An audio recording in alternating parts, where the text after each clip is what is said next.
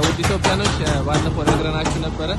ያው እንዴት ነው ቤት የሚሰራው አሜሪካ ላይ በእንጨት ነው ብለናችሁ ነበር። አሁን ደግሞ ይሄው እንጨቶች ተዘጋጅተው እየተሰራ አግኝተናል። አንድ ቤት ልክላችኋለሁ፣ አሳያችኋለሁ ብዬ ነበረ። አሁን ውስጡ ለማንና ምን ይመስላል ቤቱ ቢሆን ያው እነዚህ ሰራተኞች ናቸው እየሰሩ ነው ያሉት። ያው ቤቱን እየሰሩ ነው፣ ኮምበርሳቶ እየመቱ ነው ያሉት።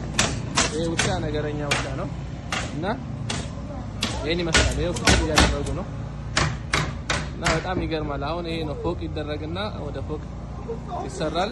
በጣም ቀላል ነው ቤት አሰራር። እንደምታዩት ነው እንዳለ እንጨት ነው። በቃ ይሄ እንጨት ነው፣ በእንጨት ነው የሚሰራው ሁሉም ማለት ነው። ሙሉ ቤቱ በእንጨት ነው የሚሰራው። በጣም ትልቅ ቤት ነው የሚሰራው፣ ፎቅ ነው እየተሰራ ያለው። ይሄ ቤት ነው እንግዲህ የምታዩት።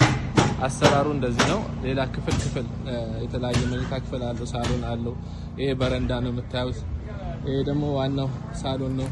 ከዛ ከኋላ ደግሞ ሌላ ክፍል አለው እንደምታዩት። እስቲ እንግባና እንየው ክፍሎቹን። ይሄ በር ነው፣ ፓርቲሽን አለው፣ አንደርግራውንድ አለው። ይሄው እንደምታዩት አንደርግራውንድ። ከታች ደግሞ እዚህ ደረጃ ይሰራለትና ወርታች መውረጃ ነው። አንደርግራውንድ አለው እና በዚህ በኩል እንደምታዩት ሌላም ክፍል አለ። እዚህ ጋር ሻወር ቤት አለ። በዚህ ጋርም ክፍል አለ፣ መኝታ ክፍል። በዚህ ጋርም ሌላ ክፍል ነው። በጣም ትላልቅ ክፍሎች ናቸው ያሉት። በውስጥ ነው በሩ ያለው።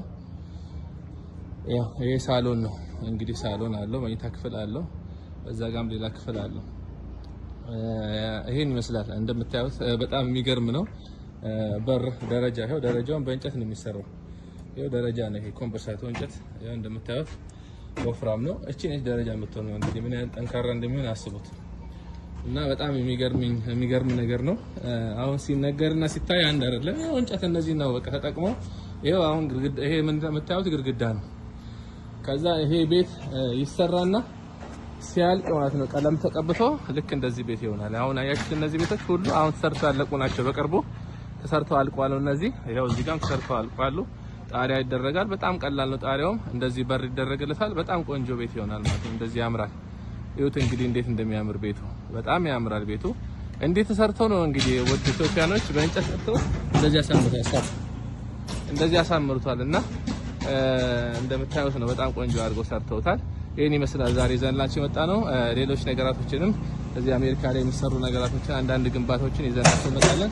ስለዚህ መልካም ቀን፣ መልካም አዳር።